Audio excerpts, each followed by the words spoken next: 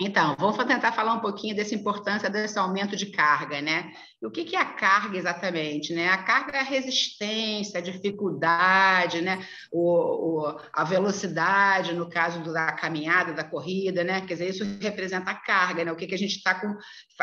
a resistência contra a qual a gente está tendo que fazer para executar aquele trabalho, né? Então, ele se refere à intensidade do esforço. Isso se refere à capacidade funcional, isso é, a nossa capacidade de realizar os exercícios, né? Como a gente vai ver adiante, isso vem caindo gradativamente com a idade, né? Que a gente vai perdendo a nossa capacidade funcional, e isso é uma coisa esperada pela idade. E uma das coisas que a gente pode fazer para tentar minimizar isso é o exercício, como a gente vai ver adiante, né? Então, a gente tem diferentes unidades para mensurar essa carga de trabalho, né? Então, por exemplo, coloquei bem do que vocês já conhecem, né? Em relação à bicicleta ergométrica, ao remergômetro, ao esqui ergômetro, que vocês conhecem lá da clínica, a unidade que a gente mede o trabalho dela é em watts, né? Já na esteira rolante, né? Seja na esteira ou seja mesmo numa caminhada, a gente vai ter a velocidade e a inclinação como forma de estar quantificando essa carga de trabalho, né? Esse nível de esforço, né? Então, obviamente, que em velocidade fica até mais fácil da gente pensar, é muito mais difícil correr, né, numa velocidade maior, do que caminhar numa velocidade menor, né? A mesma coisa para carga na bicicleta. É muito mais difícil a gente fazer uma carga de 100 watts, de 200 watts, do que pedalar em 30 watts, né? Agora, obviamente, como a gente já falou no outro bate-papo, a intensidade tem a ver com a nossa condição física, com a nossa capacidade funcional naquele instante, né? A gente pode ter uma baixa capacidade funcional e só tolera fazer cargas baixas. A gente vai treinando e vai melhorando essa nossa capacidade funcional, e cada vez a gente consegue fazer um pouco mais esforço, um pouco mais intenso, até que chega uma determinada carga, por exemplo, que seria a esperada para a nossa faixa etária, ou até acima da esperada da nossa faixa etária, né?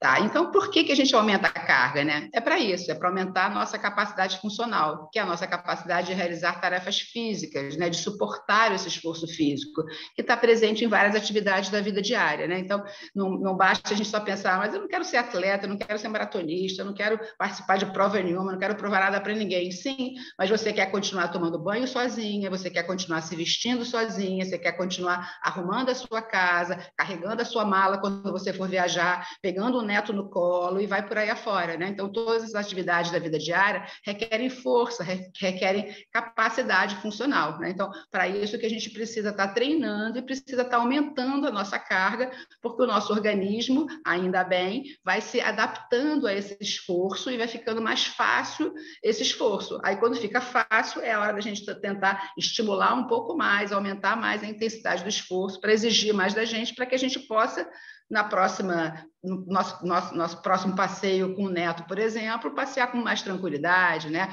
Ou se tiver que subir uns lances de escada porque o elevador quebrou, a gente vai conseguir subir esse lance de escada sem botar os bofs para fora, algo assim, né?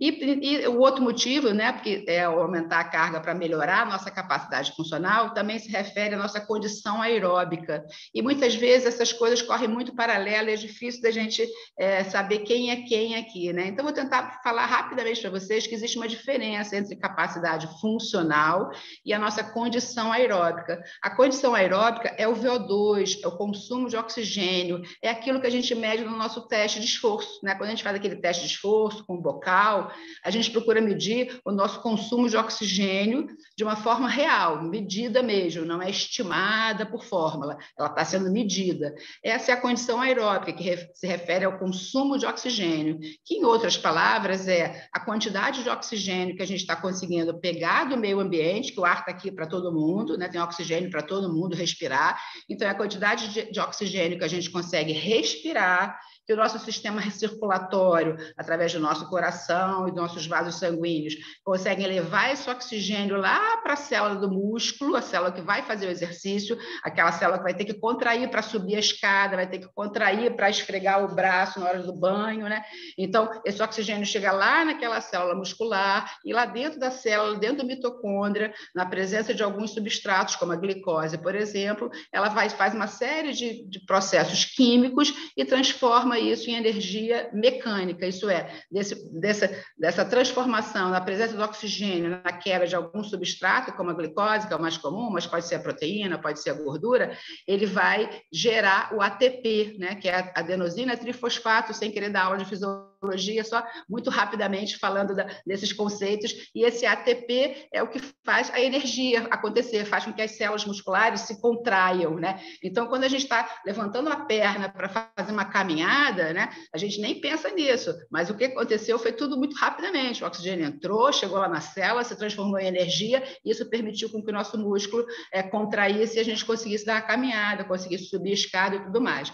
E a condição aeróbica, representada pelo VO2, ela é extremamente importante, né? Porque ela é um dos principais marcadores prognósticos. Isso é, quem tem muito consumo de oxigênio, quem tem um consumo de oxigênio muito alto, vive mais do que aqueles que têm um baixo consumo de oxigênio. E como que a gente pode medir esse consumo de oxigênio? Através do teste cardiopulmonar, medindo diretamente nosso consumo de oxigênio.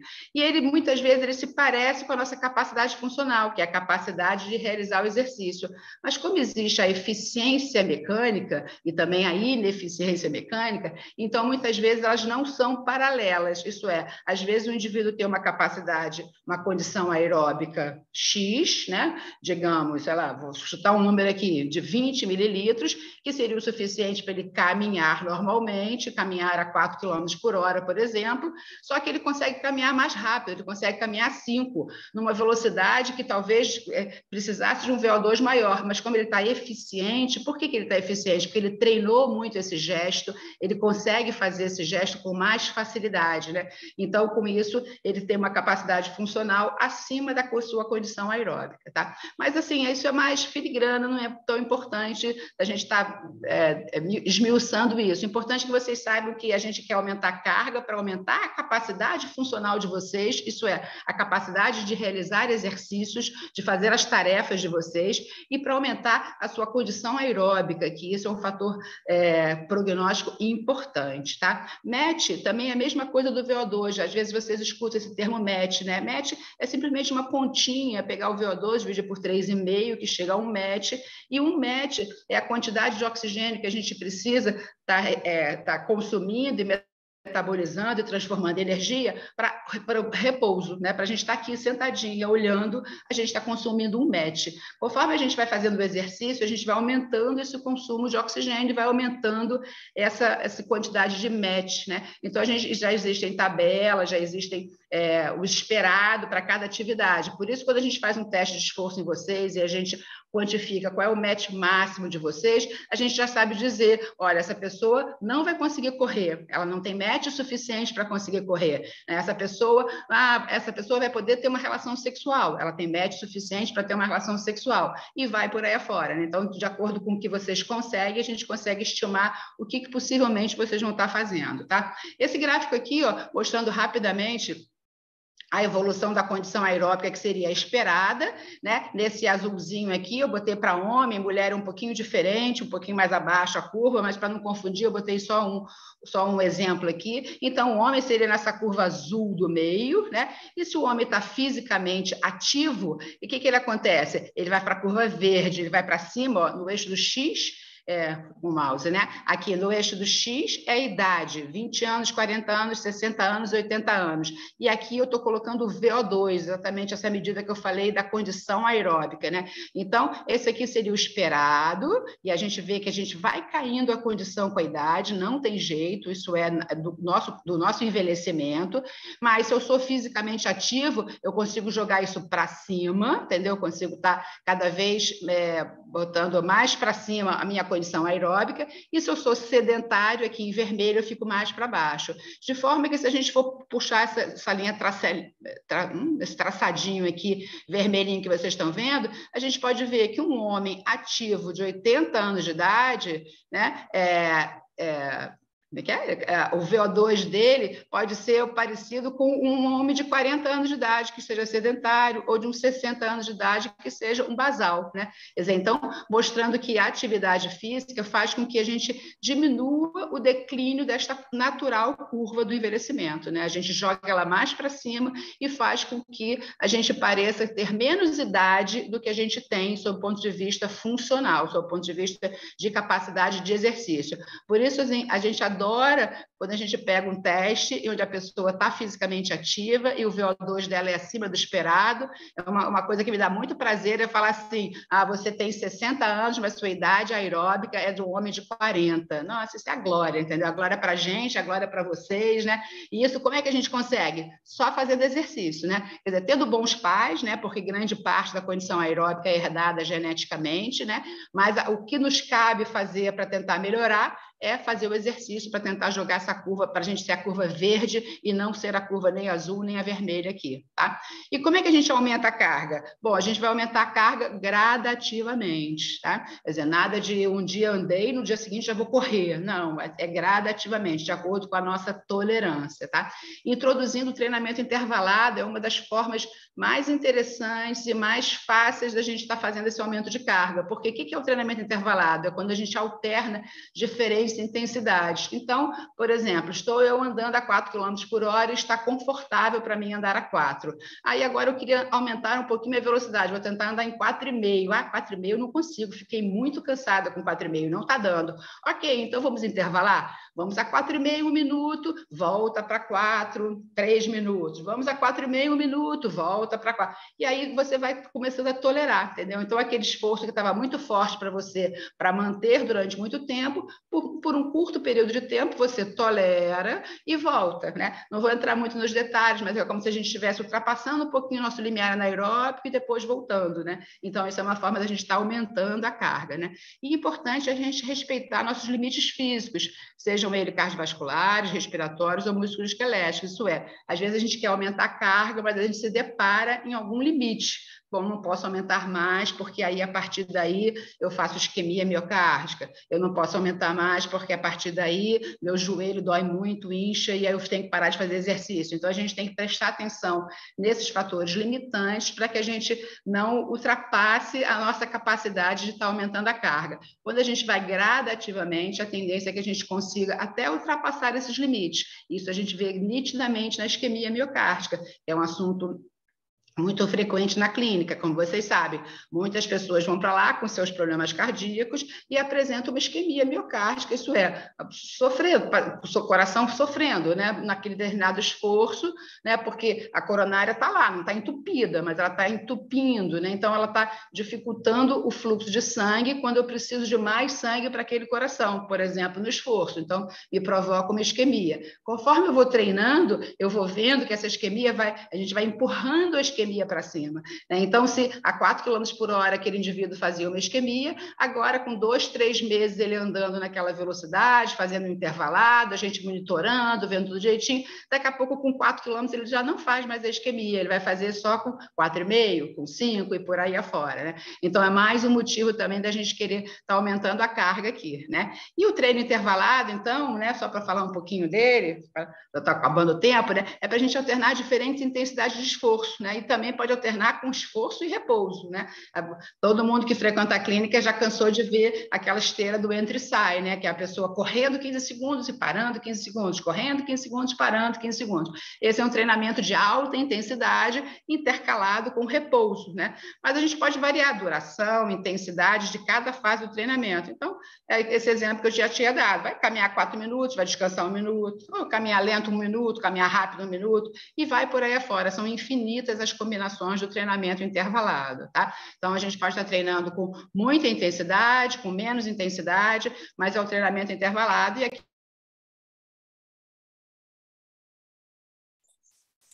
Oi, Cláudia, você ficou sem som.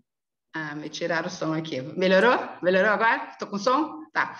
Então aqui um exemplo de um treino intervalado, né? Que depois de um aquecimento, que é sempre importante a gente ter o aquecimento e ter a volta calma, a gente vai estar intercalando diferentes intensidades de esforço maior e esforço menor, para que a gente possa estar aumentando a carga gradativamente, tá? Acho que era isso que eu queria estar mostrando. Agora a Cris vai estar moderando aí essa conversa. Já chegou mais gente aí, né? Bom dia a todos, Ana, Lúcia. Então vamos lá. Eu queria só reforçar algumas coisas, Cláudia. Pelo seguinte, que basicamente resumindo, né, tudo isso que você falou. A gente falou agora uma conversa anterior sobre aquela questão das adaptações ao exercício, né? Por que era importante a gente fazer exercício de forma regular?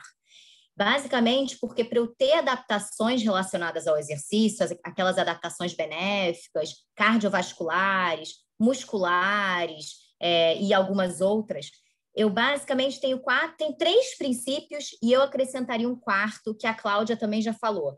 Então, é o princípio da sobrecarga, da reversibilidade, da especificidade, e aí o quarto eu estou incluindo que é a genética. O que quer dizer isso? Esses 4 princípios é que norteiam a nossa adaptação ao exercício.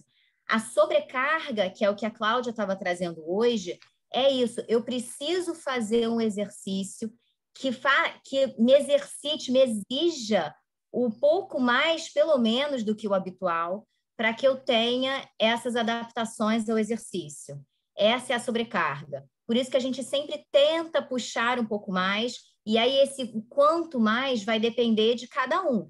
Alguns podem ir um pouco mais forte, outros precisam ir um pouco mais leve, mas precisa-se que seja no nível acima do habitual, né? Quando a pessoa está fazendo as suas atividades rotineiras, não está sentindo uma intensidade mais alta, né?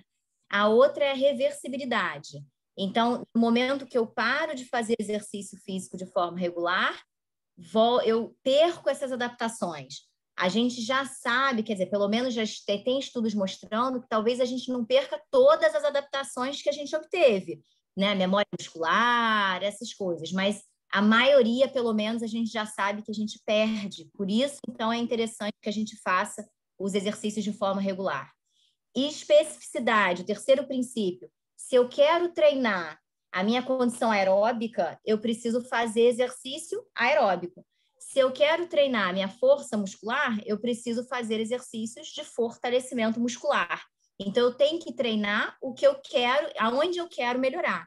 E a quarta, que seria essa que a gente está acrescentando, né, a genética, é o que a Cláudia falou. Grande parte da nossa aptidão física vem dos nossos pais. Então, algumas pessoas são mais privilegiadas, outras são menos privilegiadas, e por isso, talvez, o exercício tenha que ser individualizado, né? De acordo não só com seus objetivos, mas com a sua condição, com a sua aptidão física prévia. Talvez alguns precisem de mais exercício do que outros e realizado de formas bem diferentes do que o seu par, tá? Só isso que eu queria acrescentar, gente.